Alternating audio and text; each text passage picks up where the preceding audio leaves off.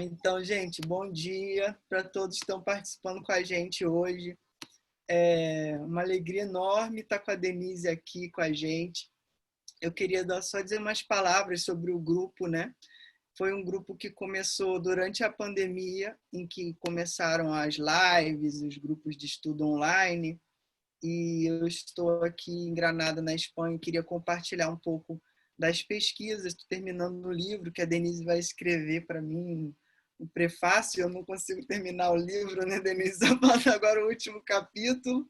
E eu falei, poxa, eu vou fazer um grupo de estudos, então, para estudar esses textos do Freud que faltam, que é da década de 30, basicamente, e mais um de 28. E aí o grupo ficou super legal, as pessoas que eu fui conhecendo ao longo do tempo foram conhecendo umas às outras, outras conheceram pelo Instagram, de várias partes do Brasil, tem gente também de fora que às vezes participa, e enfim, foi um grupo assim que está sendo bem interessante, né? Basicamente do Brasil, meu amigo do exterior não tem entrado muito, mas assim a gente consegue conectar pessoas do norte, do sul, do nordeste, do sudeste, centro-oeste, e enfim, e aí a gente começou a convidar pessoas e a coisa foi caminhando, enfim. Eu queria apresentar a nossa palestrante de hoje, que é a Denise Maurano, uma querida analista do Rio de Janeiro, né, analista do Corpo Freudiano, Escola de Psicanálise. Eu coloquei para vocês um currículo dela aqui, um resumo, né, que está no Lattes, o link do Lattes, que é um currículo extremamente interessante, além de internacional, barroco, interdisciplinar, pela filosofia, pela literatura, pela psicologia, né? E eu também queria mostrar para vocês o artigo que a Denise mencionou. Deixa eu compartilhar aqui. Compartilhar. Onde que está? Aqui. Acho que vocês conseguem ver, né? Vocês conseguem achar pelo título Lacan e a experiência mística à luz da psicanálise, na Revista Latino-Americana de Psicopatologia Fundamental.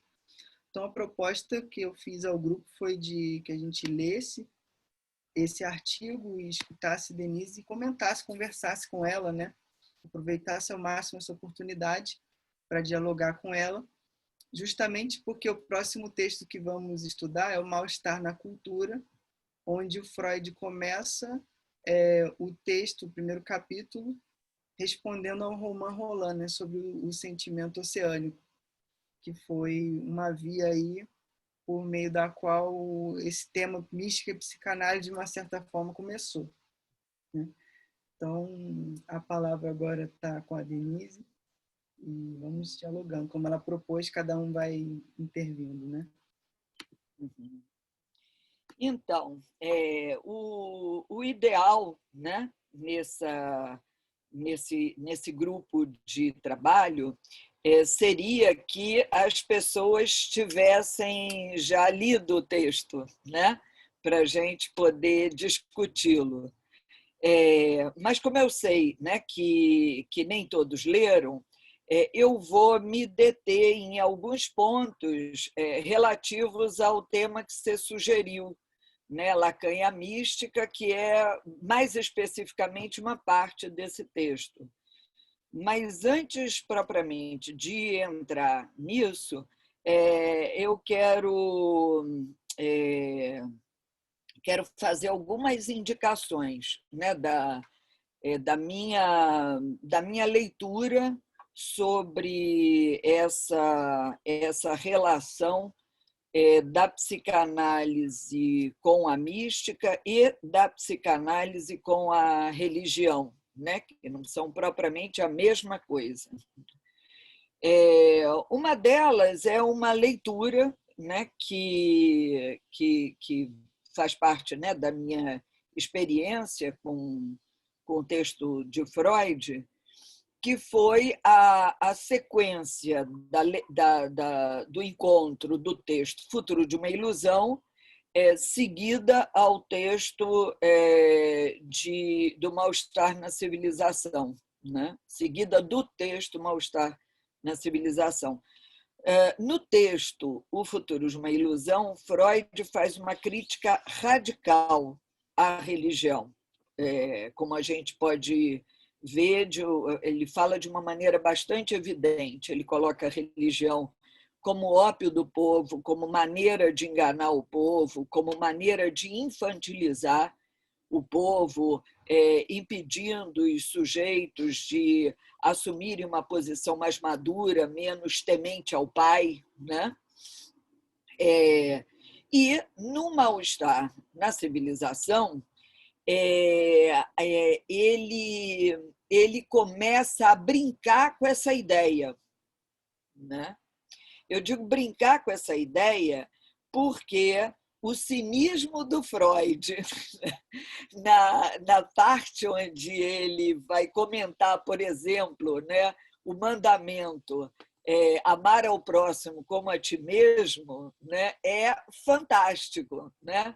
Quando ele diz, mas espera aí, como é que eu posso amar ao próximo como eu amo a mim mesmo? O próximo pode ser um canalha, alguém que queira me passar a perna. Isso não é justo. Como é que eu posso amar igualmente ele do que a mim? Isso não faz o menor sentido. Melhor seria se ali estivesse posto amar ao próximo como o próximo ama a ti. Aí sim, aí tem uma reciprocidade, né? E mais, ele avançando diz, bom, aí eu só posso chegar no dito de Goethe, né? que é o seguinte, amar aos meus inimigos, ok, vou amar os meus inimigos, mas não antes de vê-los enforcados. Então, é uma maneira espirituosa. Ele sai da dureza da crítica, a meu ver, minha leitura, para trabalhar com o espírito. E trabalhar com o espírito não é pouca coisa. E eu não estou usando a palavra espírito aí à toa, né? Eu estou aí no rastro do modo como Lacan evoca o espírito e Alain de Divaio sublinha essa evocação de Lacan quando ele diz, né, que o que Lacan trouxe para a psicanálise foi o espírito. Lacan trouxe o espírito para a psicanálise num seminário, né? Eu estou aqui num trabalho de retomar as minhas notas de anos e anos de seminários do Alain, lá até para o seminário das terças-feiras com o Marco Antônio, e aí encontrei essa pérola, Bruno, ainda não tinha te dito isso. Mas, maravilha! Bom, essa brincadeira, essa ironia, essa maneira jocosa de dizer as coisas, obviamente se remete à função do xiste na psicanálise, né? Que em francês é a palavra de espírito, mot d'esprit, né? Bom, o que acontece? Nesse texto, Mal-Estar na Cultura, na sequência dele, mas, se eu não me engano, na parte 8, depois de fazer tanta crítica, né, à religião, mas agora de uma maneira mais jocosa, mais leve, né, ele diz, bom, mas vocês também poderiam alegar que o que para mim é a ciência, né, isso que eu propago como educação eu propago como educação para a ciência, também pode ser um ato de fé, né? E aí ele vai dizer que talvez, né, a força as exigências pulsionais sejam tão imperativas e poderosas que precisa, sim, haver um outro movimento para tentar dar conta delas, né? Ou seja, eu vejo nessa trajetória do Freud um amaciamento em relação à questão da relação com a dimensão do incognoscível, da pluralidade de recursos, né? Viver é tão difícil que, efetivamente, a gente tem que ter uma pluralidade de recursos para dar conta da vida. E não é preciso, né, a gente viver muito para a gente saber disso, né? Bom, como a gente menciona no artigo, um texto maravilhoso, né, sobre a questão da psicanálise e da mística é o texto do Marlos Terêncio, que é um colega nosso do Sul, um psicanalista do Sul, da Universidade Federal de Santa Catarina, né? E ele começa o texto dele pontuando algumas características da mística que eu acho que vão ser importantes para a gente chegar aí no nosso texto, né?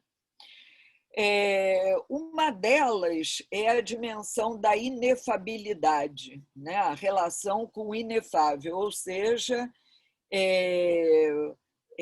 uma experiência que é impossível de ser precisamente, corretamente comunicada. Primeiro ponto é isso, né? Então, a mística se refere a alguma coisa que faria um contato direto do espírito com uma certa realidade, né? Nessa perspectiva, já tem alguma coisa aí que aponta uma certa impossibilidade de controle, né? Uma certa impossibilidade de apreensão pela via do entendimento racional, pela via da precisão, né? A mística está numa perspectiva de contato com a experiência e de comunicação dessa experiência que não pode ser detida na camisa de força da compreensão racional. Isso já nos diz que, para acessar esse campo de trabalho, esse campo de estudo, a gente vai ter que se dispor de uma certa exigência de precisão racional para adentrar esse caminho, né? Bom, uma outra coisa, né, que é algo que está presente numa frase de São João da Cruz, que eu uso até no epílogo do Psicanálise, Torções, a Psicanálise Barroca e o Brasil, meu livro, aonde ele diz o seguinte, deixa eu ver se eu me lembro da frase,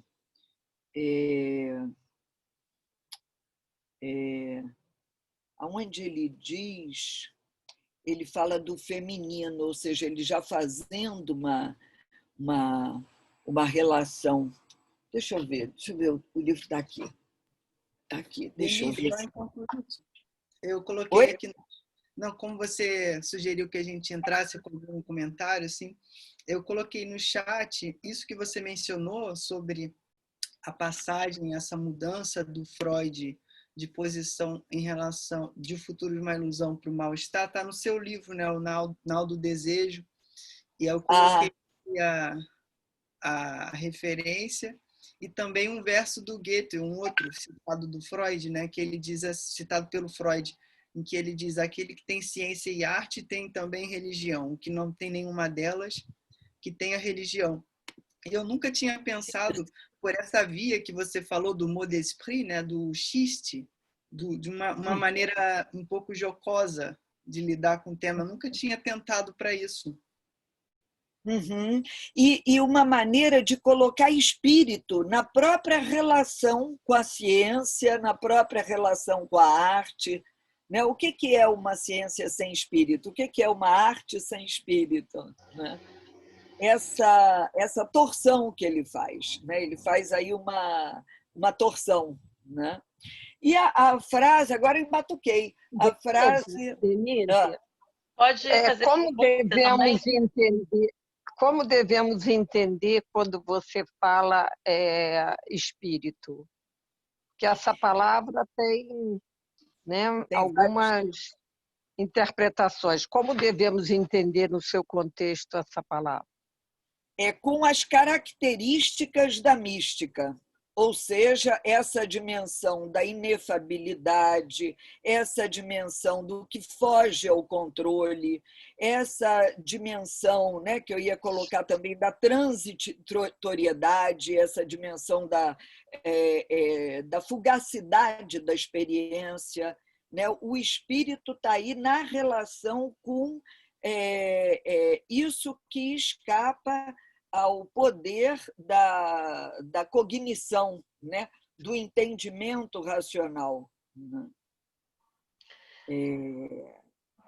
Percebe? Denise, diga. Você acha que... Mácula, bom dia. Ah.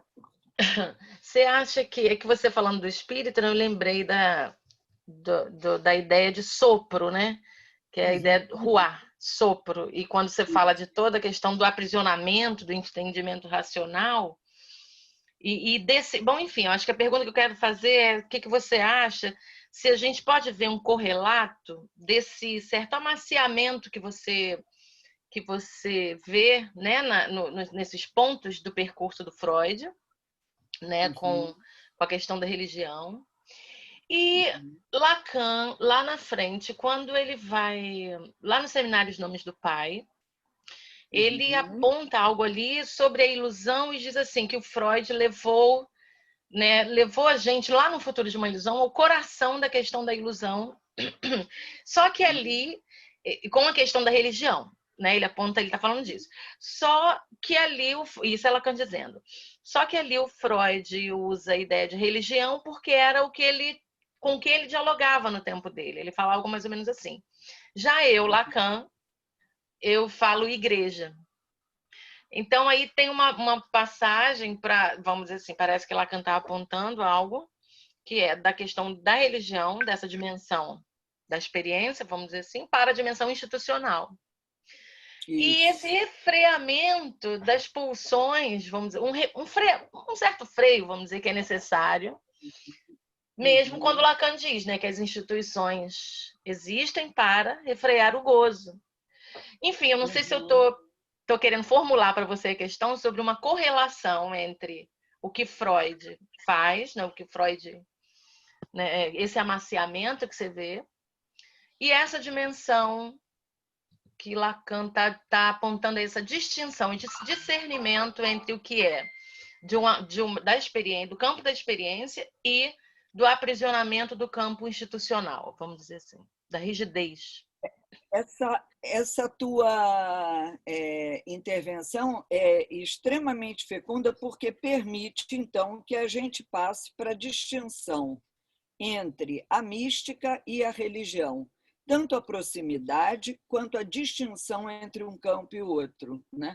Porque, embora, né, as religiões se nutram, né, do misticismo, né, o misticismo não necessariamente se aproxima da religião. O Lacan de Dieval, algumas vezes, ele mencionou um misticismo não religioso. Por quê? Porque, embora, né, a gente... embora se acredite que o misticismo ele esteja ele tem estado presente na origem de diversas grandes religiões, né? No cristianismo, budismo, Maomé, né? Então Cristo, Buda, Maomé, né? São pessoas tomadas como místicas, né? O vento derrubou alguma coisa aqui. O sopro, olha o sopro aí. É o sopro chegando. E olha, é o sopro do Cristo Redentor, que está ali, viu? Eu falei dele, ele assoprou ali. Olha aí! Vocês estão vendo que acontecem coisas. Exatamente lá naquela porta. O vento. E você sabe que Lacan uma hora diz isso, né? O meu ensino é como um sopro que sopra onde quer. Então, Mácula, tá ótima. Então, o problema é que o misticismo ele é subversivo, ele é sempre subversivo. E a religião ela tende a ser sempre dogmática. Daí tem uma grande diferença, né? A religião ela demanda o submetimento a códigos, né? Os códigos morais impostos pela escritura, impostos pela sociedade, né? Então, embora não haja uma cisão entre a mística e a religião, até porque cada religião tem sempre um viés místico, né? A gente não pode dizer que as duas são a mesma coisa.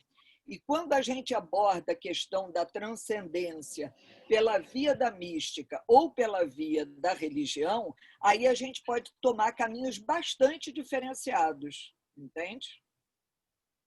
Então, Perfeito, eu acho que essa distinção é extremamente importante de ser feita, até porque, né, não à toa, diante da crítica, né, não à toa, Freud abre o texto Mal-Estar na Cultura, e olha que texto, né? Mal-Estar na Cultura, para mim, é a Bíblia dos analistas, né? Assim, sei lá, é o pilar do pensamento psicanalítico sobre a cultura. Não à toa, é sobre esse texto, Mal-Estar na Cultura, que o Lacan sistematiza, é a partir desse texto que ele vai sistematizar a ética da psicanálise. Ou seja, que ele vai propor uma sistematização acerca do que orienta a ação do analista. Portanto, a gente não tem os 10 mandamentos para nos orientar, mas a gente tem sim o mal-estar na cultura. Entende? E o mal-estar na cultura vai dizer o quê? Vai dizer que há um mal-estar que não tem jeito de escapar dele, né? Que esse mal-estar tem diversas fontes, né?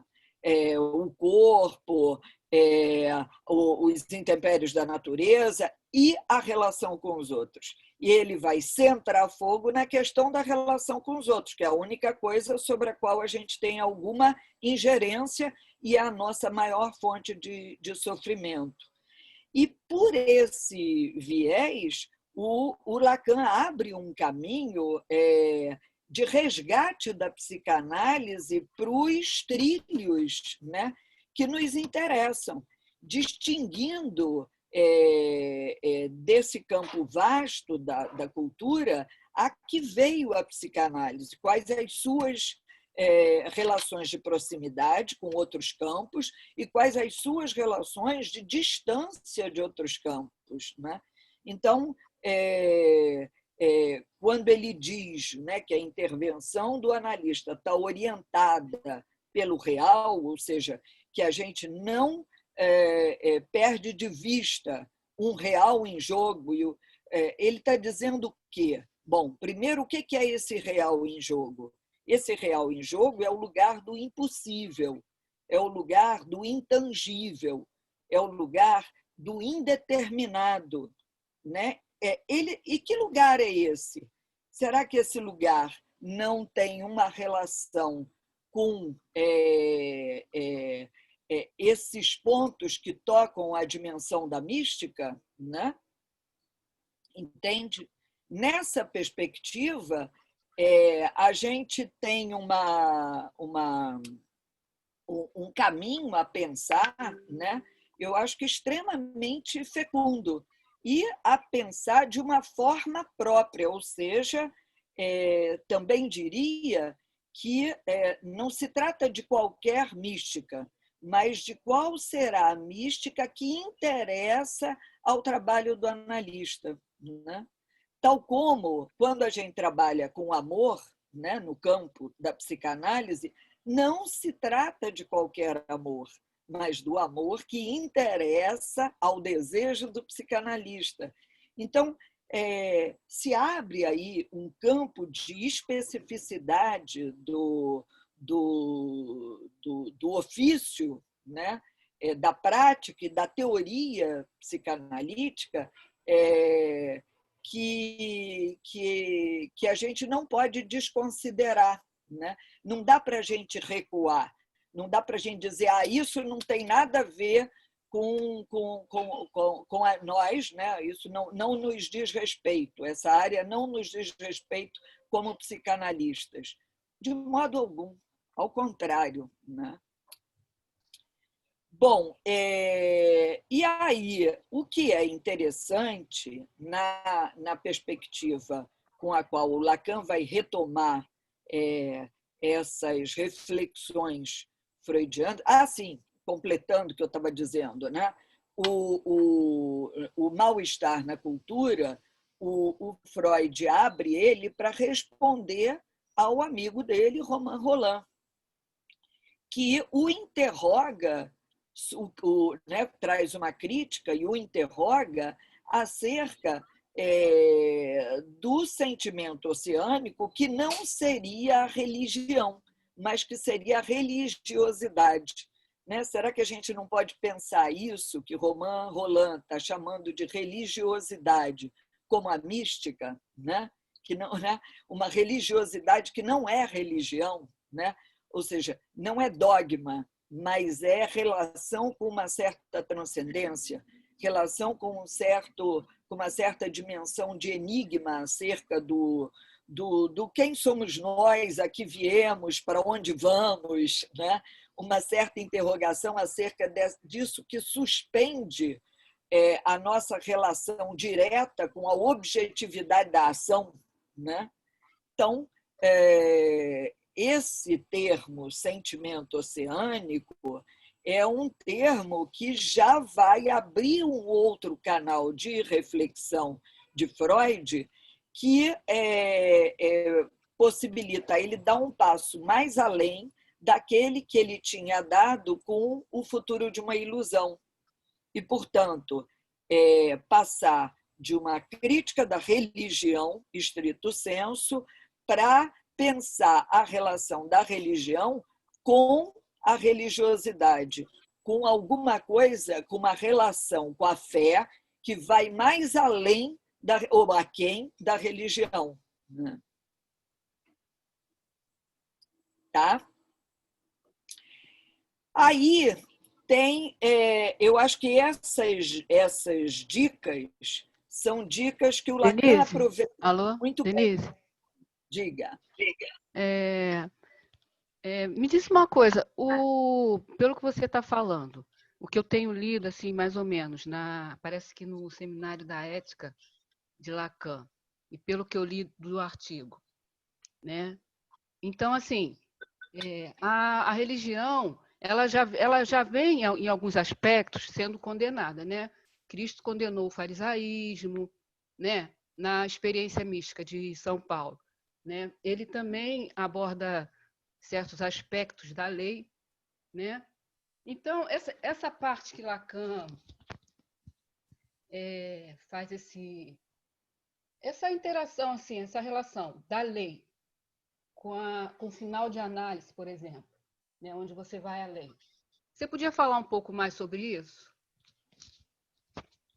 Mas o que você está querendo focar mais especificamente?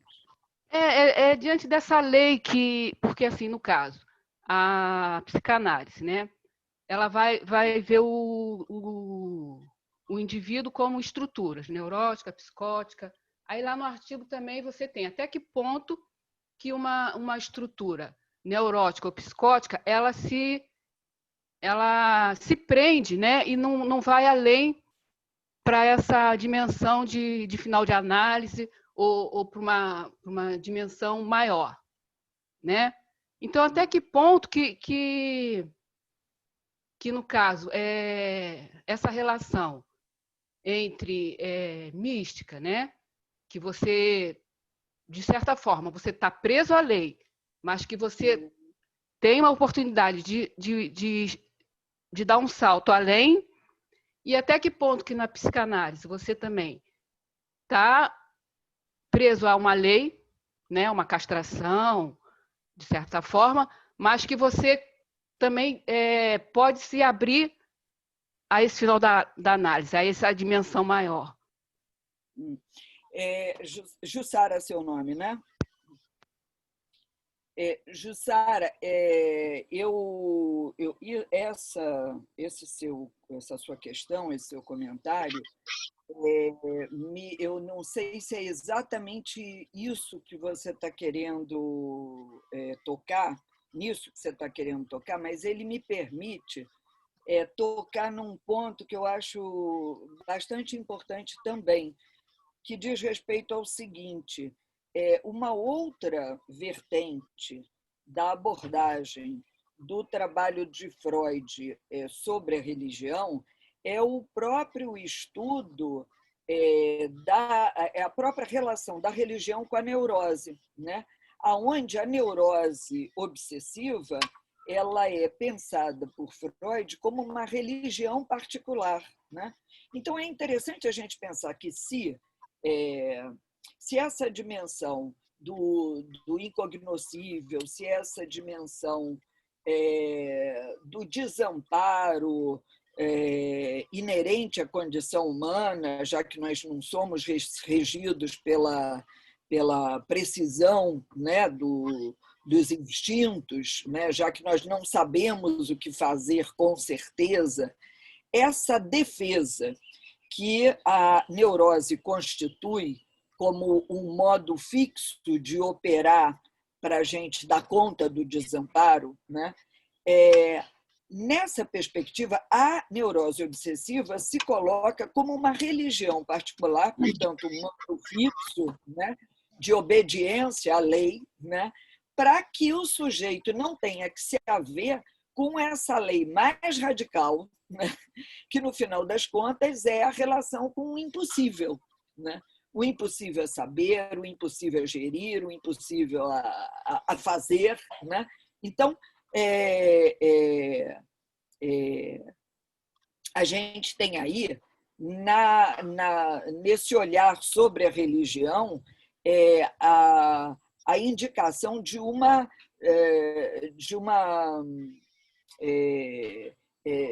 retenção, né? A indicação de um recalque, a indicação de algo que contém, né? De uma contenção, né?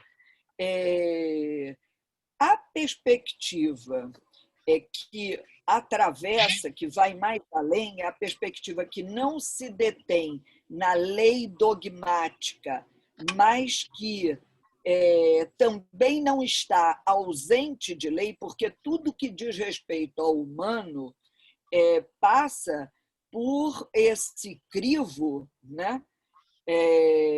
Que a gente, teoricamente, pode situar, né, como recalcamento primário, que implica a nossa entrada no campo da linguagem, ou seja, implica a nossa entrada num campo que tenta distinguir coisas, né?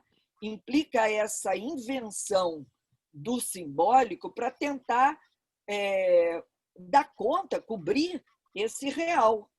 O problema é que o simbólico é um cobertor curto, né? Sabe? Desde que se você cobre a cabeça, descobre os pés. Se cobre os pés, descobre a cabeça, né? Ele não dá conta de cobrir tudo. Então, me parece que a religião ela fica completamente presa ao universo simbólico, e aí imaginário também, né? Com tudo que se constrói, né? para recobrir esse real, né? Entretanto, me parece, né, que o que a gente indica como sendo a mística é algo maior, é algo que indica uma maior proximidade com o real enquanto tal, não com a obturação do real, tal como a religião dogmática, né, busca fazer, né? Então, daí a distinção entre religião e religiosidade, né? Daí essa diferença, né?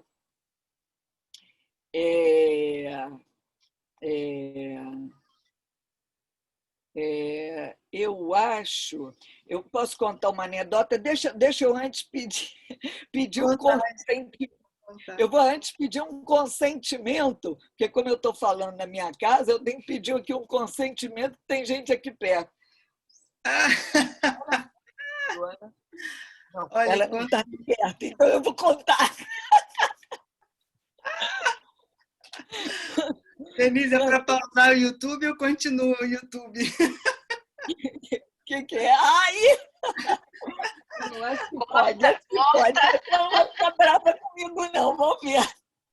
Mas eu já contei essa história algumas vezes em seminário. É o seguinte, tem um rapaz psicótico aqui no prédio, né, que deu de presente para as crianças, quando eles eram muito pequenos, né, para os meus filhos, uma Bíblia para crianças, né?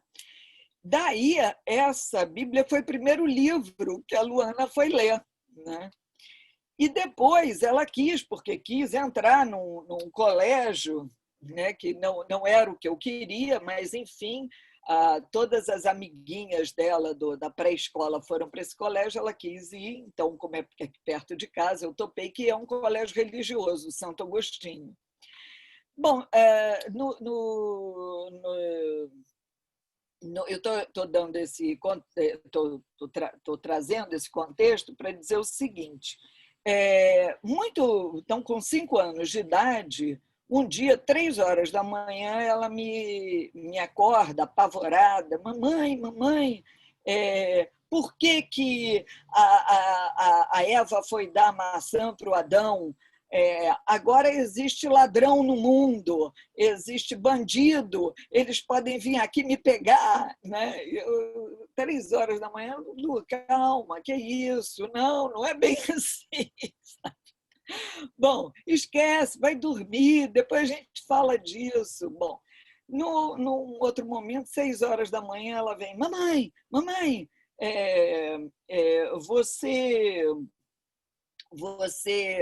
você fez uma aliança com Deus? Aí eu falei: aliança com Deus? Eu falei: não, Luana, quem faz aliança com Deus é freira que casa com Deus, não é isso? Aí ela falou: ai, ainda bem que você não tem aliança com Deus. Eu falei: não, mas isso não quer dizer que eu não tenho uma religiosidade. Aí ela falou: então ferrou. Eu falei: mas ferrou? Por que ferrou? Mamãe, Abraão, Deus pediu para Abraão para matar o filho como prova da sua devoção por Deus. Então ferrou. Eu falei: não, calma, tem uma religiosidade, eu não vou matar você de jeito nenhum, pelo amor de Deus, pode ficar tranquila. Bom, aí comecei a ficar preocupada. Falei: Cacilda, eu acho que essas aulas de religião, essa Bíblia, está dando um nó na cabeça da menina de 5 anos de idade. Aí, num outro momento, aí já estava até pensando em ir na escola, ver o que era que estava sendo dado lá.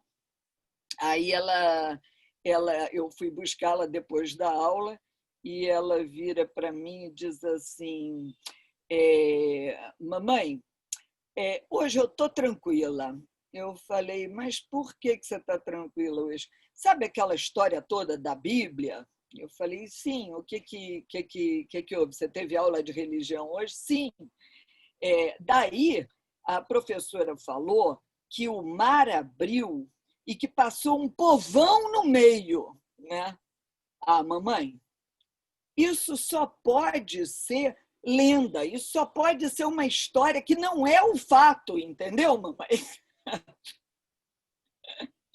Ou seja, né, aí nunca mais ela até é uma pessoa bastante mística, eu diria, mas nunca mais ela entrou nessa coisa dura, né, da religião. Eu acho que a ruptura com o dogmatismo religioso ela é essencial para que o sujeito possa respirar fora desse enquadramento tão duro que implica a religião, né?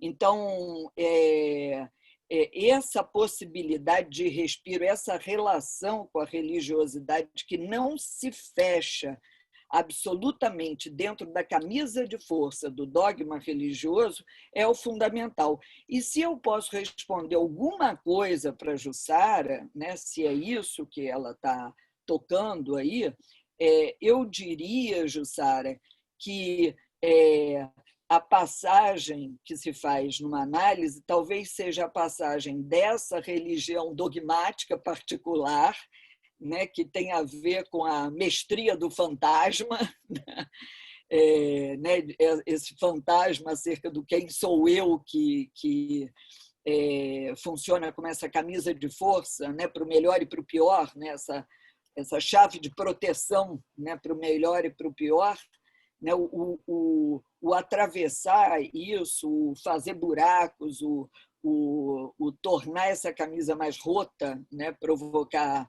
rupturas nela, aponta para essa dimensão aonde a gente poderia falar talvez de uma passagem da religião para algo da mística, né? Para algo de um espírito, né? De um impossível, mas que indica uma dimensão de impossível, de intangível e de indestrutível, né? Tem algo de indestrutível aí, que não vai ser cernido jamais, não vai ser contido jamais, jamais a gente vai conseguir dar conta de saber tudo.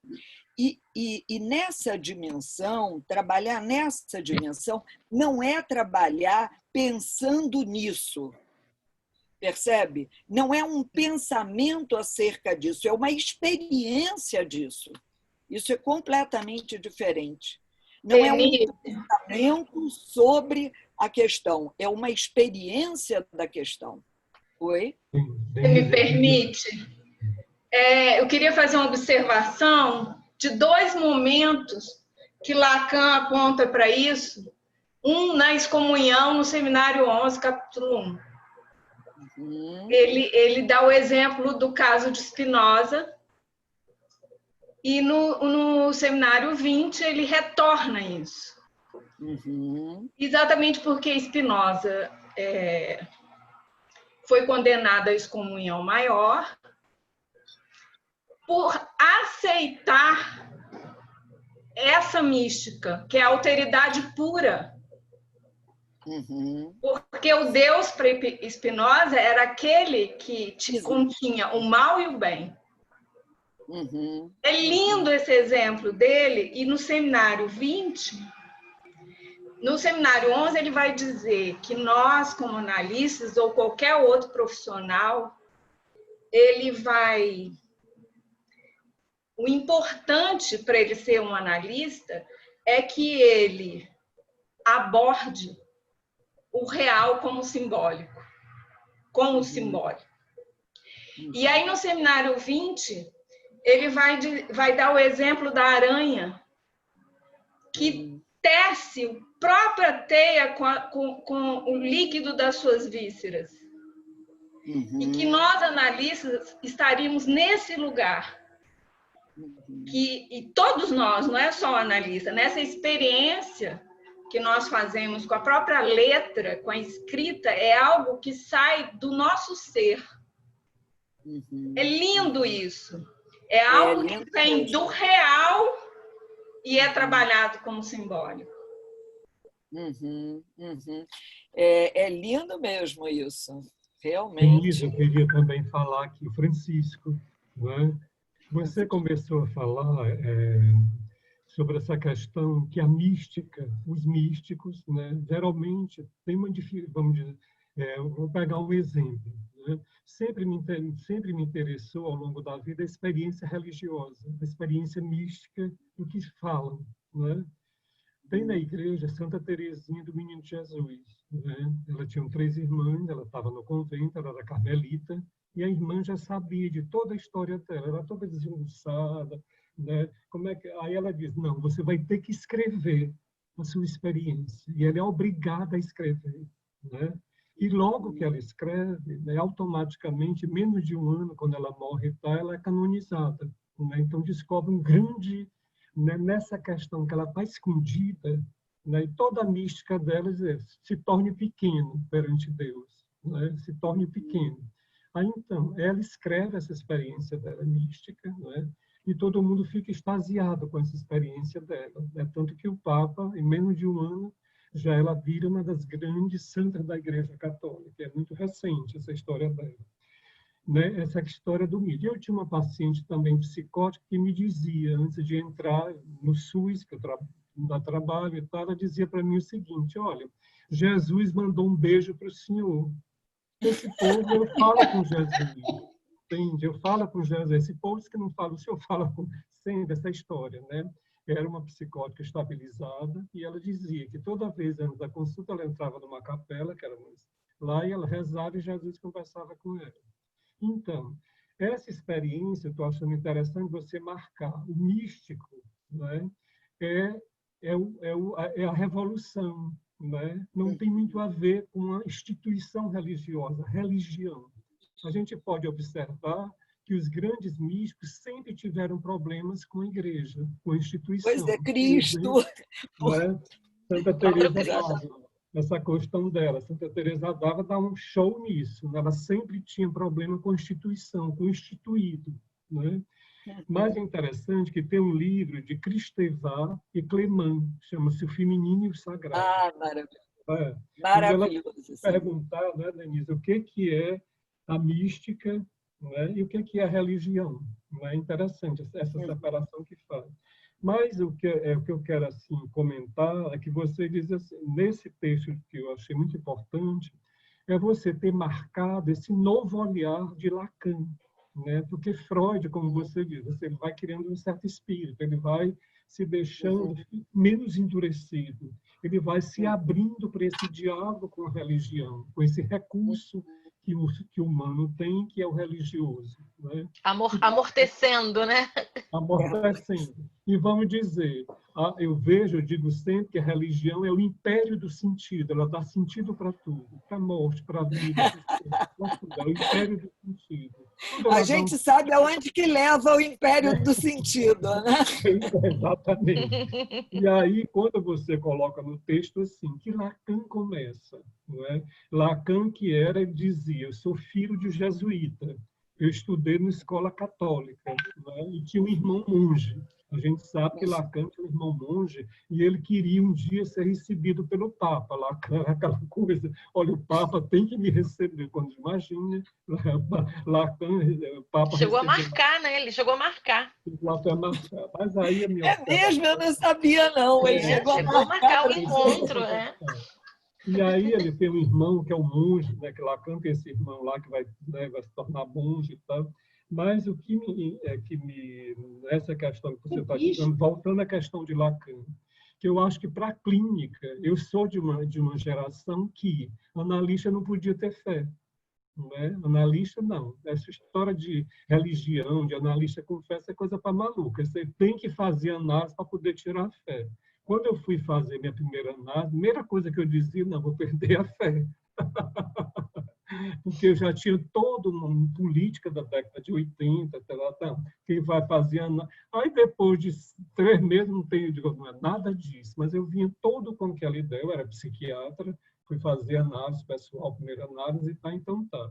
Então veio tudo isso. E quando a gente pega Lacan, né, que ele vai se interessar pela experiência mística, né? Ele vai marcar e começar a atender pessoas realmente religiosas que tinham essa mística. Porque um religioso pode ser religioso e não ter mística, né? Não tem nenhuma mística, mas sim, como você colocou bem, aquela coisa instituída, engessada, é muito comum nas religiões. O místico vira o subversivo, né?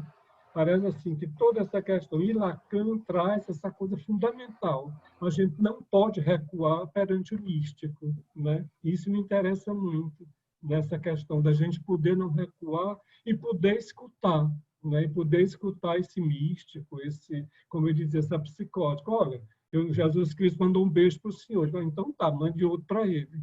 Doutor Francisco, Jesus Cristo não fala com o senhor, eu gostaria muito. Ela não fala assim como você pensa. Isso me lembra um outro episódio, mas eu acho que a Gilda quer falar alguma coisa, não é, Gilda?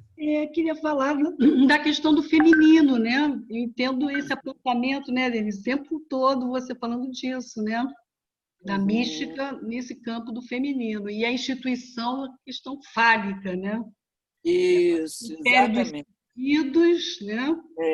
Exatamente. Exatamente. É legal tua intervenção porque nos possibilita avançar nessa perspectiva, né? Porque é um outro modo de abordar essa questão, né? A perspectiva dos gozos, né? Antes de entrar nisso, só um exemplo, que o exemplo da psicótica referida pelo Francisco me lembrou, que é o seguinte: eu trabalhava num hospital psiquiátrico, né, há muito tempo atrás, e a moça, né, uma moça que tinha acabado de ser internada, ela veio para um grupo que a gente fazia, né, para conversar com as pessoas, e ela disse assim: eu quero saber por que eu estou aqui, porque a minha irmã ela reúne toda sexta-feira um grupo de amigas e elas conversam com São Jorge lá no fundo do corredor da minha casa. Toda sexta-feira elas fazem isso. Só porque eu fui ver o doutor Vitório lá, me internaram. Por que elas podem ver São Jorge e eu não posso ver o doutor Vitório? Ou seja, né, a religião ela tem essa relação também com o imaginário compartilhado, né? Como, por exemplo, a questão da virgindade de Nossa Senhora, né? É óbvio que essa questão é extremamente complexa, a dimensão metafórica que isso tem é absolutamente vasta. Mas, vamos dizer assim, se a gente for tomá-la pela perspectiva do império dos sentidos, né, o argumento da paciente é absolutamente lógico. Só que a diferença é que uma coisa é uma experiência que você pode compartilhar imaginariamente com outros, né? Outra coisa é uma experiência absolutamente singular, né? Que vai te remeter a essa dimensão não compartilhável e que aí, então, indica, né, que revela, põe a nu o real em jogo, né? E aí isso causa muita estranheza, né? Denise. Isso necessariamente causa estranheza. Oi. Ana, diga. Sim. Bom dia, pessoal. Oi. Bom dia. Dentro do que você estou amando tudo, estou amando a discussão. A minha pesquisa do doutorado é o gozo místico e tem muita relação com tudo que vocês estão dizendo, o que Francisco está trazendo, o que você está trazendo, Denise, sobre a questão institucional. Eu me coloquei a pesquisar o gozo místico a partir de Santa Teresa e acabei descobrindo uma paciente de Lacan chamada Marie de la Trinité, e é uma freira católica que Lacan atende durante alguns anos. E ela chega com um quadro sintomático bem grave, ela já tinha passado por vários psiquiatras, chegou a ser internada, parece que passou até por eletrochoques, tratamentos muito pesados, porque ela tinha sintomas psíquicos assim muito acentuados, que ela chama de obsessões, né? Ela nomeia dessa forma. E aí Lacan diz a ela que ela sofre, e os psiquiatras diziam que o problema da abstinência sexual causava isso a ela. Até que ela chega em Lacan, e Lacan diz, não, você não tem problema algum com a abstinência sexual, o seu problema é com o voto de obediência, não com o voto de abstinência sexual. É a instituição que te deixa. E aí é muito interessante, existe uma correspondência entre Lacan e Marie de la Trinité, que ainda não foi publicada pelo Jacques Alain Miller, mas alguns trechos já foram publicados, já foram abertos, e aí Lacan conversa com ela. Quando Francisco fala das pacientes carmelitas, eu me lembrei. Lacan diz a ela assim, querida irmã, ele já se refere, já se endereça a ela a partir do seu lugar religioso. Ele não chama pelo nome, ele chama de irmã. Querida irmã, não se preocupe, a sua fé não lhe será tirada. Nós só vamos trabalhar com elementos, em sua análise, nós só vamos trabalhar com elementos que te causam certo prejuízo psíquico, que tem a ver com a maneira com que você se relaciona com o aspecto institucional da sua religião. E aí você poderá, a partir da sua análise, se inserir de uma forma ainda mais satisfatória aí, no lugar do seu desejo. Olha que interessante, né? Muito, né? Então, ele não elimina, ele diz a ela, venha para sua análise, não deixe sua análise, vamos falar disso. E aí ela encerra essa análise, não, ela interrompe e depois ele não aceita mais ela de volta, parece, né? Ele diz que não tem mais horário. E ela passa a escrever cadernos com todas as suas experiências místicas, endereçado ao analista, endereçado a Lacan.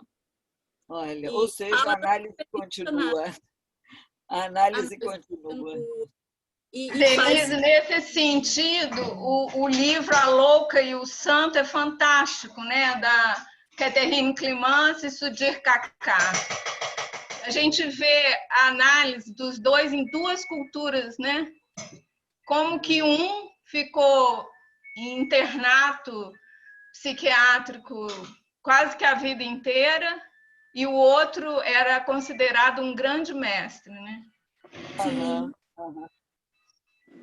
Então, isso, né, permite a gente tocar nesse ponto central aí do artigo, né? Do artigo que vocês têm acesso aí, né? que foi publicado na revista de Psicopatologia, que toca na questão justamente da diferença entre a posição de Schreber e a posição de São João da Cruz, né? E é interessante a gente pensar que antes disso tem uma outra questão que está no seminário 3 do Lacan, quando o Lacan está falando da questão da psicose como o desamparo vivido pelo sujeito diante da experiência de um Deus que pode trapacear, né? Ou seja, é como se tenhamos nós ou não, o que quer que seja de relação com a religião, né? No mínimo, a gente tem uma fé no real. Para existir, a gente tem uma fé no real, ou seja, uma fé de que quando você levantar, você não vai ter um ataque cardíaco e morrer. Uma fé de que quando você descer a escada, você não vai tropeçar e se estoporar. Uma fé de que o céu vai continuar lá em cima e não vai cair um raio na sua cabeça. Ou seja, no mínimo, você tem que ter uma fé de que existe algo que não está pronto para te sacanear. E que é justamente o truncamento dessa fé, a ideia de que existe, sim, um real que vai te perseguir, que vai te pegar, que vai te... enfim, estrupiar, é isso o terrível da experiência do psicótico. Então, o que eu acho interessante é a gente pensar, né, a gente saber que tem uma posição de fé, independente de qualquer coisa, que nos sustenta na vida, né? Que permite que você se levante de manhã da cama e acredite que vai valer alguma coisa, entende? Isso eu acho que é alguma coisa muito radical, né? Que nos remete a um fundamento da fé, que eu acho que é aquilo que faz com que o Alain de Divai vai dizer que Lacan traz o espírito para a psicanálise, porque ele vai trabalhar com esse fundamento de fé que nos sustenta na prática da existência, né? Na própria prática da existência, e que a psicose vai ser justamente o abalo nesse fundamento, na medida em que esse Deus, né, a quem seria acreditado uma certa proteção, se torna, ao contrário, um perseguidor. E é essa experiência vivida pelo Schreber, né? Schreber vive a experiência de que ele vai estar sendo abusado por Deus, por esse outro maligno que, desconhecendo qualquer coisa da singularidade dele, humana, vai manipular, como se ele fosse uma marionete, as coisas e transformá-lo em mulher. Então, ele parte dessa posição de que Deus não sabe nada dos homens, essa posição de uma alteridade absoluta com consequências nefastas, né? E vive a sua angústia, né, de aniquilação, né, atinente a essa experiência, né, desse outro sem barra, desse outro todo-poderoso, esse outro onipotente que cobra dele uma entrega, malgrado ele não tem nada a ver com isso, ele não pediu isso, ele está submetido radicalmente a isso, né? E nessa perspectiva, o sujeito que ele fica destituído, anulado por esse outro onipotente e todo-poderoso. O que vai possibilitar Schreber sair da dimensão nefasta dessa experiência não é propriamente negar a realidade dessa experiência, mas poder contorná-la pela via de atribuir a ela algum sentido que possibilite a ele encontrar um lugar subjetivo de maneira a poder afirmar essa experiência como algo que pode ser bem-vindo, né? Então, dessa posição de ser tomado como objeto do investimento de Deus, malgrado ele passa a pensar que talvez isso tenha acontecido não porque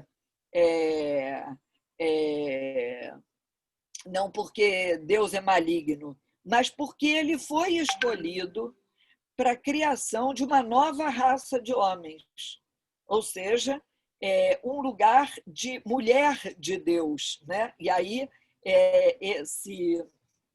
essa condição de objeto rebotalho adquire uma outra dimensão, né? Na qual ele pode tomar pé de alguma possibilidade de assunção subjetiva disso, né? Dessa experiência, pela via do quê? Pela via de ser o escolhido que vai criar o escolhido por Deus para criar uma nova raça de homens, né? Então, por esse viés, ele encontra um modo de fazer uma conexão dessa dimensão mais radical de um real absolutamente incontrolável para a dimensão na qual, subjetivamente, algo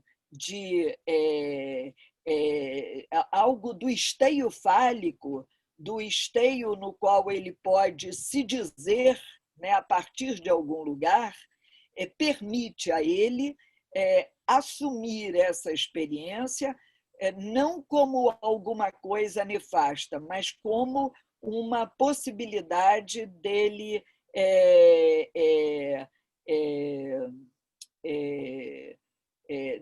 dele celebrá-la, né? Ele não está aí mais no lugar da anulação, mas no lugar onde uma entrega permite uma celebração. Bom, então ele faz todo esse percurso para chegar nesse ponto que a gente pode dizer que é um ponto místico, né? Mas o início do percurso é a experiência psicótica da anulação, né? Então, a perspectiva de mistificar essa experiência psicótica é a via de cura, né, que ele encontra para então escrever sobre isso, convencer aos médicos que ele pode sair do hospital, que ele pode, enfim, né, reassumir a vida dele, e assim isso acontece, né? Depois de 6 anos, parece que são 6 anos no hospital, ele consegue sair e entregar esse legado da sua escrita para que os médicos possam saber um pouco mais sobre o que se passa na experiência da psicose. Isso completa essa experiência dele, é bastante diferente da experiência de São João da Cruz, e a experiência de Santa Teresa d'Ávila e a experiência dos místicos, né, que a gente conhece, que não há uma invasão do outro, né, sem barra, desse outro desmedido, cobrando do sujeito, a despeito dele mesmo, uma anulação subjetiva para se fazer valer em detrimento de qualquer coisa. Diferentemente, no místico, há uma busca disso. Não há uma garantia de que isso vai acontecer, mas há uma entrega, né? Então, é interessante a gente pensar que há uma busca ativa para essa posição passiva.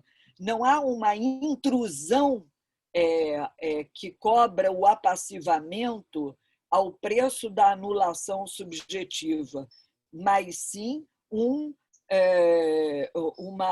busca uma busca ativa por essa condição de objeto que fica aí como causa, né? É interessante a gente pensar, né, na dimensão passiva do objeto, mas que, na verdade, ele é causa de desejo, né?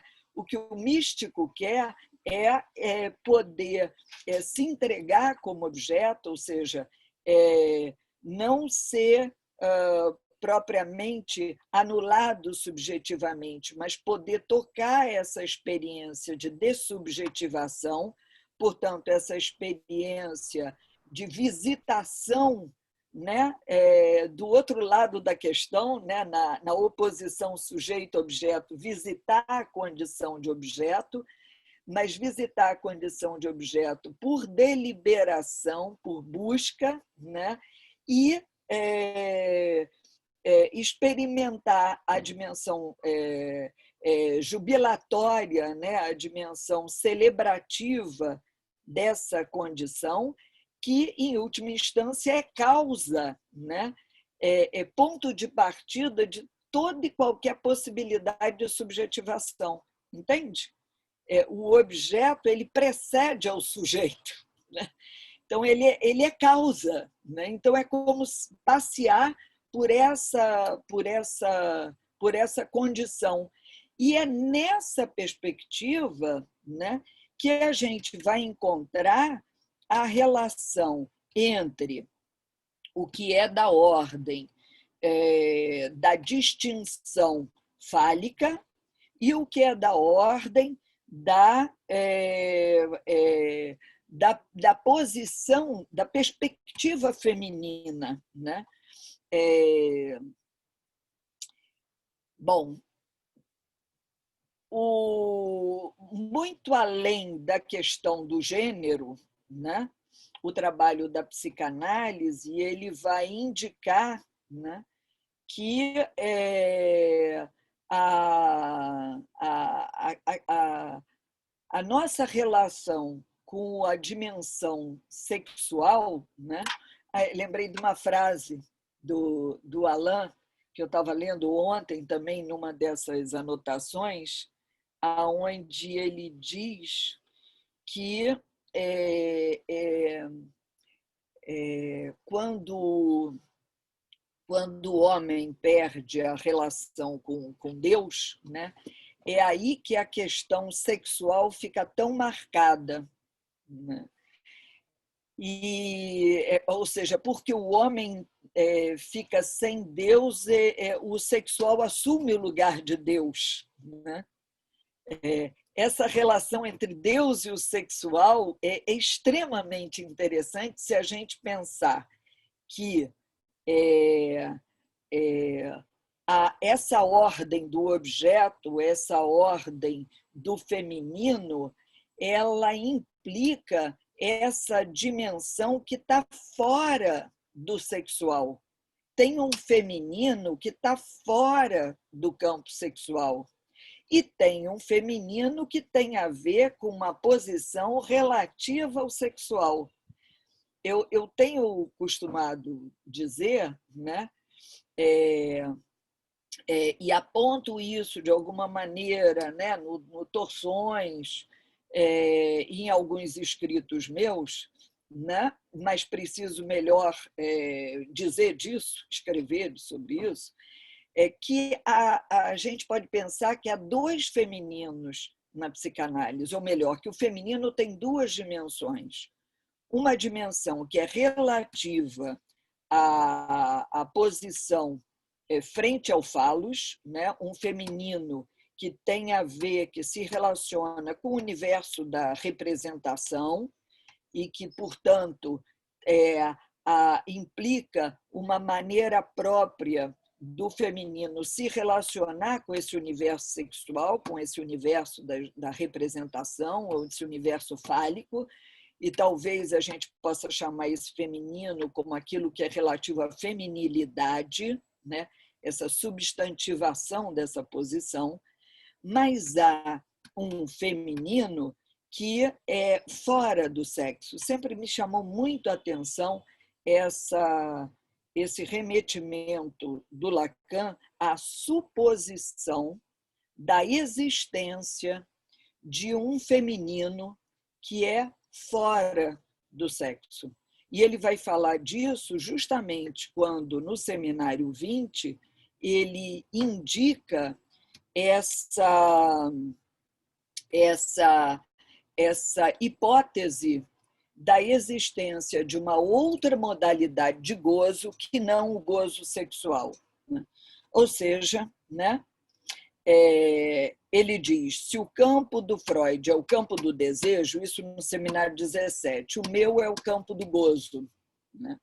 E é a partir disso que ele vai esmiuçar mais a sua questão com o gozo, né? Que ele, então, vai chegar no Seminário 20 e levantar a hipótese de que, para além do gozo sexual, e o que é o gozo sexual?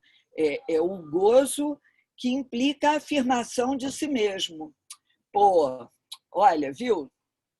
Eu faço, eu aconteço, eu sou potente, né?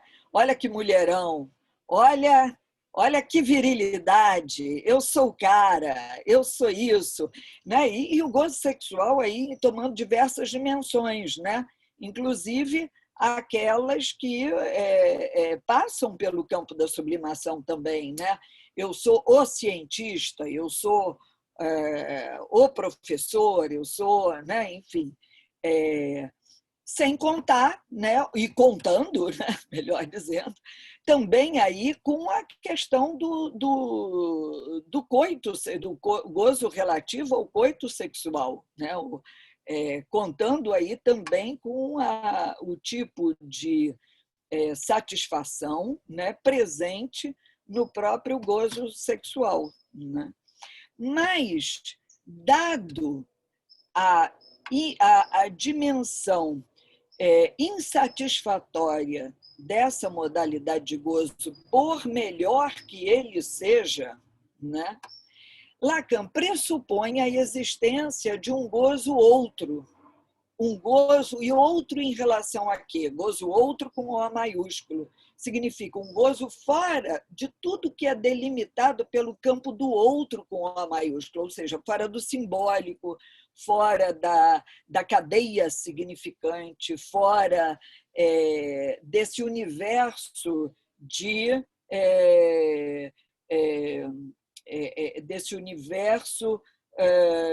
ruptura, né? E é aí que ele resolve nomear esse gozo como gozo suposto às mulheres, melhor dizendo, gozo feminino, né? Eu sempre conto uma história que foi muito marcante para mim e que me exigiu essa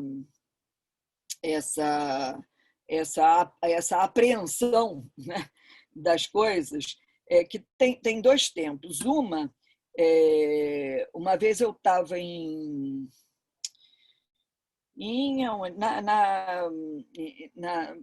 num lacano americano que aconteceu na Argentina, não era Buenos Aires, era um outro lugar, e eu estava assistindo uma palestra e o Alain de Divay estava do lado, e aí, de repente, ele me perguntou assim: você acha que o gozo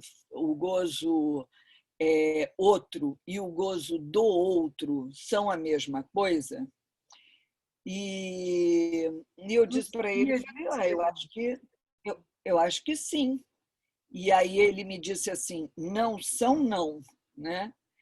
E aí eu tentei continuar o assunto e ele não continuou, né? E nunca mais ele falou disso. Isso reverberou na minha cabeça, né? E é disso que eu estou falando agora, não à toa, né?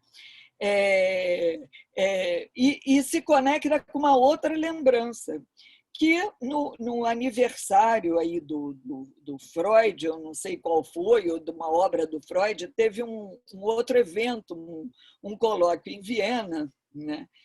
E eu resolvi falar nesse colóquio sobre a questão dos gozos, né? Do gozo feminino, enfim. E a minha apresentação foi muito no final, né, do dia, e eu estava preocupada, porque as pessoas cansadas de terem escutado palestras o dia inteiro, e com o quanto de atenção ia restar para mim. Então, eu falei o melhor que eu pude, né, sobre a questão, e ao final, né, o Gerard Haddad, que estava presente, virou imediatamente, quando eu terminei de falar, ele levantou a mão e falou assim: muito bom, madame, muito bom tudo isso que a senhora falou, mas eu quero dizer para a senhora que eu não acredito no gozo outro, né? Aí eu levei um susto, assim, com aquela intervenção tão abrupta e direta, né? Parei e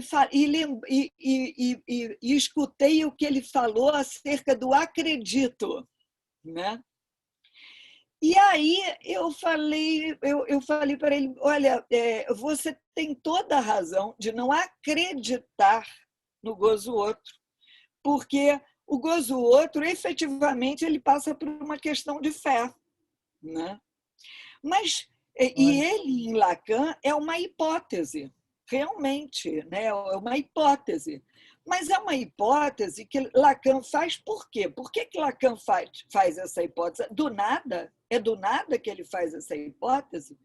Ou essa hipótese ela se faz necessária, né, por conta da insuficiência do gozo fálico.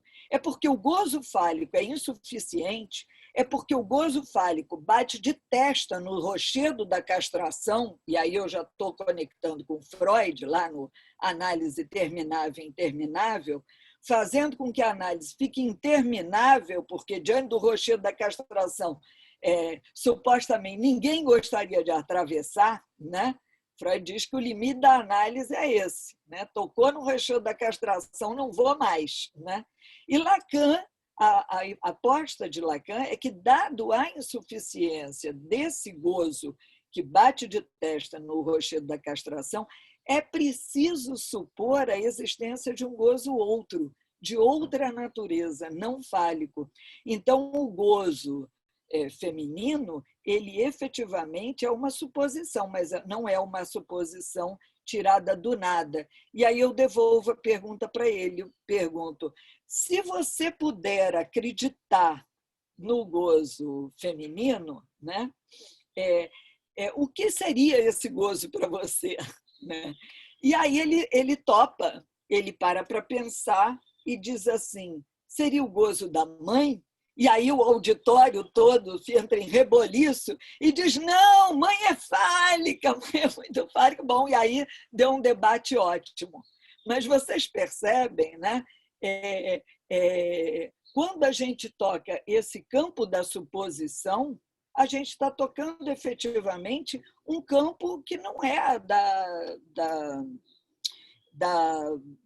da atestação racional, cognitiva, né? Ninguém vai poder, até porque essa experiência mística ela exige uma ausência subjetiva, né? É algo que se dá malgrado o sujeito, ainda que ele queira, né? Diferentemente do psicótico que é atravessado por esse torpedo sem que ele tenha deliberado acerca disso. Mas o místico não. Se isso vai acontecer, não se sabe por quê. Até se isso aconteceu, também não se sabe direito. Você tem uma ideia, daí a necessidade da escrita, de algo que ateste essa experiência. Experiência que se dá frente à ausência do sujeito. É preciso que o sujeito se empreste como objeto, se esvazie, né, da sua subjetividade para que esse outro modo de júbilo, esse outro modo de experiência possa acontecer. Né? E daí, no máximo, o sujeito tem uma ideia, né, de que isso aconteceu. Né? Denise, eu posso fazer uma pergunta? Sim. O Lacan, no Seminário 11, ele vai ligar essa experiência mística ao trabalho do alquimista. Uhum. E vai falar de uma pureza da alma. Uhum. Poderia falar um pouquinho disso? De como que você percebe isso? Eu acho que ele está tocando aí essa questão que o Alain indica como a presença do espírito, né? Algo que ultrapassa esses referenciais identificatórios através dos quais a gente tenta se objetalizar, né? Entende? Quer dizer, o campo, né, do objeto, esse campo da objetalização, ele tem uma outra dimensão que é a própria suspensão subjetiva. Né? Eu tenho a impressão que, quando ele está falando disso, ele está indicando essa dimensão outra, ele está levantando essa hipótese. É lidar com o real, sabendo que o simbólico falta diante daquilo, né? E está aberto para isso, né? Do que vem do real. A experiência Isso. do alquimista. Isso, porque o alquimista, ele trabalha, né? Quer dizer, a ideia do alquimista passa por uma certa mística, né? Que implica uma magia, né? Exato. E tem, inclusive,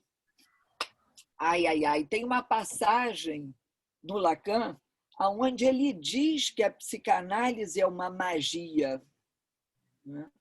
Eu cito essa passagem no Face Oculta do Amor. Eu não vou conseguir encontrá-la agora. Eu posso, uma vez Eu posso ver, então, procurar no Face Oculta. Ah, legal, legal. Ele fala, é uma citação onde ele diz a psicanálise é uma magia.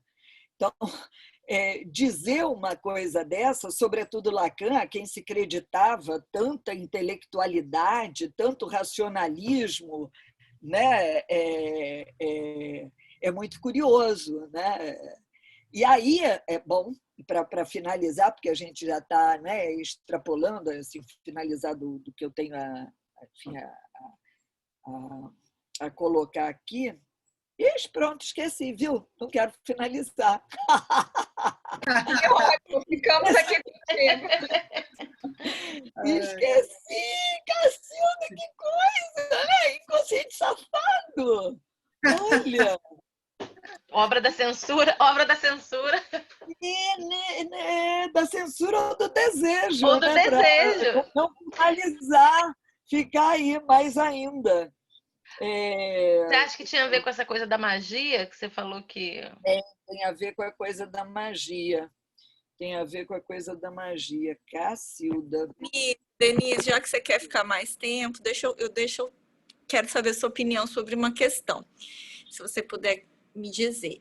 Lacan fala sobre o santo em várias passagens. Em televisão, ele fala sobre o santo, que o santo é como Analisa. Lembrei, peraí, que eu lembrei. Foi o santo, viu? Denise foi o santo. Desculpa. Que é o seguinte, Lacan faz uma trajetória muito curiosa, né? Tem gente que fica dividindo Lacan, primeiro Lacan, a primazia do imaginário, segundo Lacan, a primazia do simbólico, terceiro Lacan, o nó, Lacan do real, né? Não tem essas divisões, né? E é interessante a gente perceber que, embora a gente não possa pegar essas divisões desse jeito, salvo se a gente pensar que o nó está desde sempre, de uma certa forma, na obra do Lacan, exatamente porque ele não é nada bobo, o que a gente pode perceber é que há no próprio percurso da teorização lacaniana essa aproximação que vai se dando mais e mais a esse campo que o aproxima do real, né? E que, portanto, o aproxima do místico, ao ponto de, não à toa, Lacan ter passado um largo período, eu acho que é de 60, são 5 anos, eu não sei se é de 63 a 68, ou se é de 69 em diante. Durante 5 anos, ele estudou... Deixa eu ver aqui no meu... bom, não vou... Enfim, vocês podem ver no próprio artigo, eu menciono isso. Ele estudou com François Cheng, né? O livro, um livro sobre o taoísmo, né? E quando o François Cheng diz para ele, né? E aí nesse período ele faz as visitas dele ao Japão. E quando a Terra vem daí, né, Denise? Vem daí. Anos 70. Isso. E quando o François Cheng diz para ele, chega, não vou mais... Ele se encontrava semanalmente com o François Cheng, até que o François Cheng encheu o saco e disse para ele, a gente para por aqui, vamos parar por aqui. E ele disse para o François Cheng, você não pode fazer isso, o que vai ser de mim? Ou seja, né? Eu acho que o Lacan ele queria trabalhar mais e mais a relação da psicanálise com essa dimensão, que é aquilo que caracteriza mais fundamentalmente o seu trabalho, que é essa relação com para além do sexual, essa relação com o que é da ordem da continuidade e não da ruptura, né? O que é da ordem desse fora do sexo, o que é da ordem do feminino. Vai ser isso que é da ordem do feminino que permite o ultrapassamento do rochedo da castração. Então, me parece que aí está o passo que Lacan dá além de Freud. É exatamente nesse campo que vai tocar não apenas a teorização, mas vai tocar a clínica, que Lacan dá esse passo para além do Freud. Para além disso, fora isso,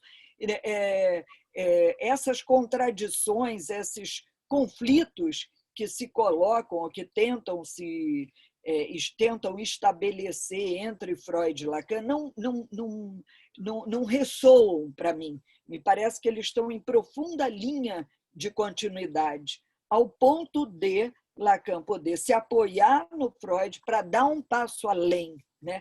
Que não está contra Freud, mas é com Freud, percebe? Denise, eu achei no arquivo que você me enviou dos seus livros a citação que você mencionou. Diga. É a seguinte: a análise é uma magia que só tem suporte no fato de que, seguramente, não existe relação sexual, mas que os pensamentos orientam-se, cristalizam-se sobre o que Freud imprudentemente chamou complexo de Édipo. Tudo o que ele pôde fazer é encontrar no que se chamava tragédia, no sentido em que esta palavra tinha um sentido, o que se chamava tragédia lhe forneceu, sob a forma de um mito, algo que articula que não se pode impedir um filho de matar seu pai. Momento de concluir o seminário. Então, né, quer dizer, tem um passo para além do mito do pai, para além do asseguramento do pai. O que é o asseguramento do pai? É o asseguramento desse universo de representação, o asseguramento do universo simbólico, que é dado pelo trabalho do Lacan, né? E é nesse ponto que a gente vai, então, tocar essa dimensão fora do sexo, né? Fora do complexo, né? Enfim. Eu queria aproveitar, então, já que enfim, comecei a falar algo, tem várias anotações aqui que eu queria compartilhar, que foram surgindo no chat, né, nas conversas. Uma delas que eu fui colocar é sobre um livro que aborda psicanaliticamente a experiência da Santa Teresinha do Menino Jesus, que foi escrito por um jesuíta e psicanalista, antropólogo. Denise já leu um livro dele, estava lendo, o Denis Vaz, que, se eu não me engano, era da escola do Lacan, né? E que se chama O Sofrimento Sem Gozo ou O Martírio do Amor, Teresa do Menino Jesus e da Sagrada Face. Outra referência que apareceu foi a do irmão do Lacan, Marc-François Lacan. Tem um livro chamado O Monge é Psicanalista, da Marie Balmarie, que ela escreve sobre o encontro com esse irmão do Lacan, né? Que está em português também. E ainda sobre o irmão do Lacan, ainda, além das cartas que o Lacan e ele trocaram, que estão disponíveis na internet, eu já achei. Se eu não me engano, tem um texto que o irmão do Lacan escreveu para o funeral dele, publicado também. E o próprio irmão do Lacan tem livros. Tem dois, pelo menos. Um se chama Dieu n'est pas un assureur, como Deus não é um garantidor, seria mais ou menos isso, né? E a outra é La vérité ne s'épuise pas, a verdade não desaparece, exegese e teologia. Ou seja, tem aí um campo, né, Denise? Cada vez mais a gente está mergulhando, está achando assim uma quantidade. E daí essa referência, né, que a Janaína lembrou, né, onde o Lacan fala do analista como um santo, né? Enfim, obviamente a gente não pode tomar isso ao pé da letra, no sentido, ou ao pé da experiência, né? No sentido... Não, a minha questão era se teria algo da mística, que ele, né, estaria, quando ele se refere ao santo, ele está dizendo do místico. Eu entendo. Exatamente, que diz respeito a essa posição louca, né? Porque é uma posição louca, né?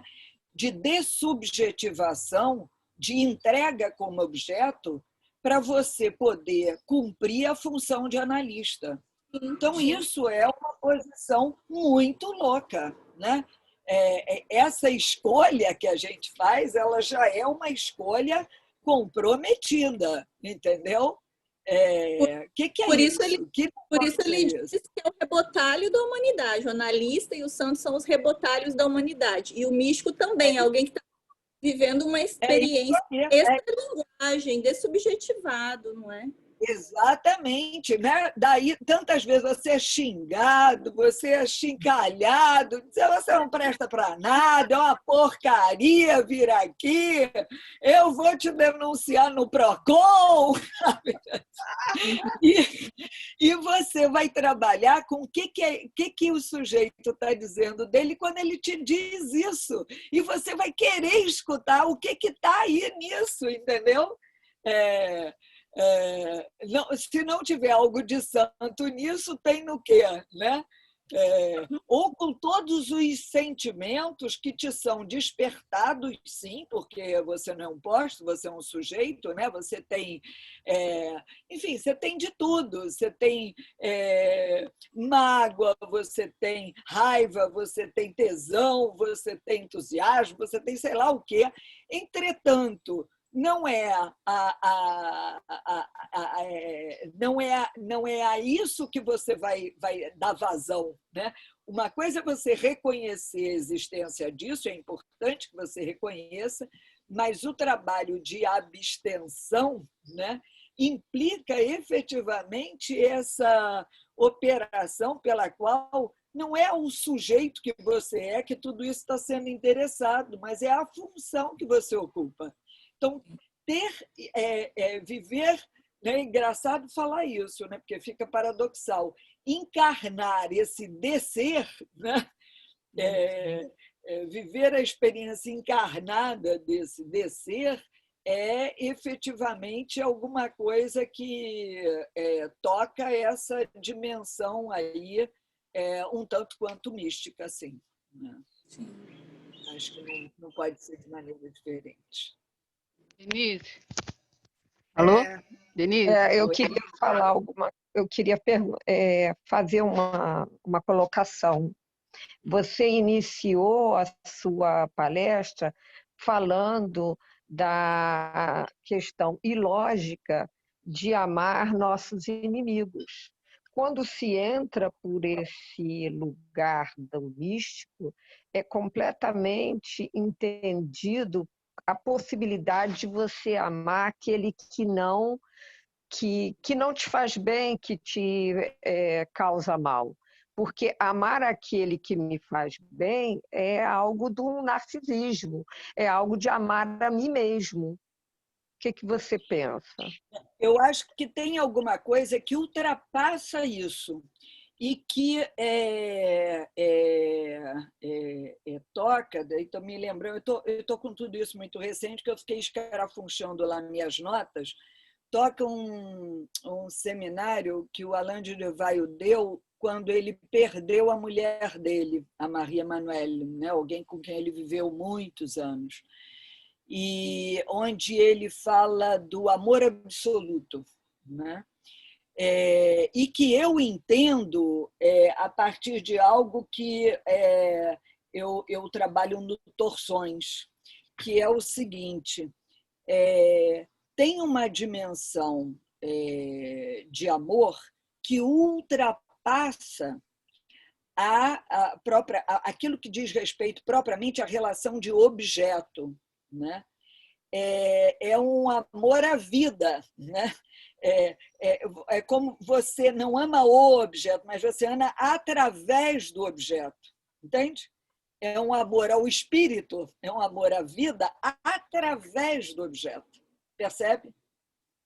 Por isso, é dessa maneira que eu entendo, inclusive, o que o Lacan fala de um certo luto do objeto exigido do analista. A gente precisa fazer um certo luto do objeto, né? Inclusive quase que um luto do objeto que nós somos também. Isso toca à questão do descer, né? A questão da dessubjetivação, né? Por isso, inclusive, não dá para sustentar essa função o tempo todo. Não dá para estar todo o tempo nela. Entende?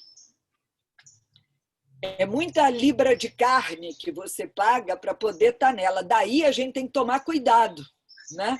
Porque a paixão é grande, mas a gente tem que tomar cuidado, porque senão, né? Cadê? Né? Esvaiu. Né? Como você falava, Denise. Essa perspectiva é que esse amor louco aproxima o analista do psicótico, né? Então, vamos tomar cuidado, minha gente. Como você fala, que o analista gosta de se reunir, de se encontrar, de falar, de botar a cara para falar. Exatamente. Uma âncora. Denise, eu queria perguntar se existe alguma comunicação assim possível entre o erotismo e a experiência mística. A gente sabe que sim, né?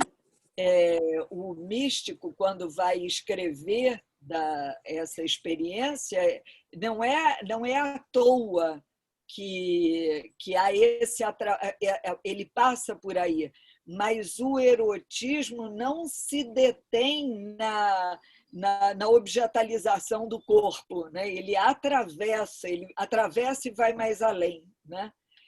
Tal como me parece que a gente pode pensar essa questão do gozo outro, também não como alguma coisa que prescinda, né, de ter passado, né, por tudo aquilo que está no campo do nome do Pai, tudo aquilo que está no campo simbólico, mas ultrapassa isso, né? Funciona no que está aquém e além desse campo, mas não prescinde dele, entende? Até porque, enquanto humanos, não tem como prescindir dele, né? E não é à toa que os místicos precisam testemunhar essa experiência, e não é à toa que escrever para o psicótico, desenhar, é tão importante, né? São tentativas de dar testemunho disso que resvala, que extrapola, que vai mais além, né? Denise, indo assim, vamos dizer assim, de uma ponta a outra, de um outro ao outro, você acha que a gente pode olhar assim a questão do dogma e falar como pensamento dogmático? Porque todo discurso ele vai ter seus pontos inegociáveis, né? Vamos dizer assim, de pontos de fundamentos, que são... Por exemplo, você fala no inconsciente freudiano, é o inconsciente freudiano, de alguma forma. Se for outro inconsciente, não é mais aquele freudiano. Enfim. Então, talvez se olhar pela relação do sujeito com o próprio desejo ou do sujeito com o significante e pensar num pensamento dogmático, porque qualquer discurso pode ser tomado na literalidade ou pobre ao pé da letra, ou pobre em metáforas, ou sem o sopro que passa e faz respirar, e pode ser colado no significante. Eu acho que ontem a gente tocou um pouco nisso, quando, né, referindo lá as notas do seminário do Alain, eu estava lembrando uma diferença entre o pensamento de desejo e o desejo de pensamento, né? Eu acho que quando a gente utiliza os conceitos freudianos nessa perspectiva de um desejo de pensamento, né, restrita, de um desejo, então eu quero entender o que é o inconsciente, eu quero entender o que é o desejo, quando eu falo disso, isso é óbvio, isso é claro, a gente trai a transmissão da psicanálise. E eu acho que assim, eu tive no essa aprisionamento racional, né, como você disse antes. Ou na ideia de que há uma obviedade em tudo isso. Entendeu? Eu tive uma experiência bastante dura para mim no meu primeiro dia no mestrado em filosofia, aonde estavam comentando, eu não lembro que filósofo, e eu resolvi dar o meu pitaco falando do inconsciente. Porque o inconsciente e aquela turma de filósofos olhou para mim, né? E na época essa relação da psicanálise com a filosofia não era uma relação de bom grado, né? Hoje em dia a gente está muito mais enfronhado em outras áreas, né? Mas antigamente não era bem assim. E aí olharam para mim e disseram assim, mas inconsciente, por que você trouxe inconsciente? Não acredito no inconsciente, sabe? Não acredito que isso exista. Entende? E aí eu percebi o quão dogmática eu estava sendo, no sentido que efetivamente não é uma obviedade o inconsciente. E aí eu tive que dar uma outra volta para tentar compartilhar a experiência do inconsciente, ao invés de falar sobre o inconsciente. Entendeu? Sim. Agora, olha que interessante, né? Porque a tua posição foi dar a volta no que ele disse e escutar a si mesma, né? Ali já tinha algo subversivo na tua posição, né? Assim, diante do que você estava levando, de como o outro escutou, estou pensando mesmo nessa questão da transmissão, né? Sim. E dessa plasticidade no modo de lidar com essa história do aprisionamento, não. Porque não tem como você querer transmitir algo da psicanálise pela via da mera citação, pela via da literalidade, né? Dessa imposição, né? A gente está em perfeito. outro campo, né? Outra coisa mesmo. Mas é isso, gente. Eu tenho que parar agora, que eu tenho que comer para trabalhar. Muito bom, Denise. Muito obrigado. A gente teve perguntas que não teve como a gente abordar. Denise, esse canal que você falou hoje está bem melhor, mas muito melhor daquele que você falou ontem. Hoje a gente pôde te ouvir sem nenhuma interferência. Olha, que coisa. E eu tô em casa. Eu ia pro consultório, onde eu acho que a conexão lá é melhor, mas eu estou em casa. Eu mudei a conexão aqui, mas eu vim para um outro lugar, eu vim para o escritório. Talvez aqui no escritório seja melhor. Ficou ótima a ligação. Denise, depois eu compartilho com você, então, essas reações que a gente não pôde abordar.